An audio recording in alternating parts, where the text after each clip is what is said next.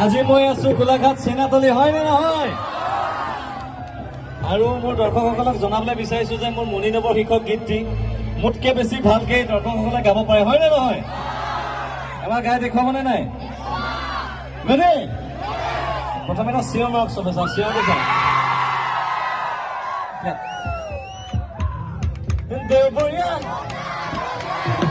মণিনৱ মোৰেনো লগৰ বোৰে জোকাই নব, হে নব অ ভনীজনী অ কথাটি নেপাহৰো ময়ো জানা, অ ভনীয়েকৰ কথা সোধাত উঠি যায় নবখন, ভাবে চাগে ভনীতকৈ মই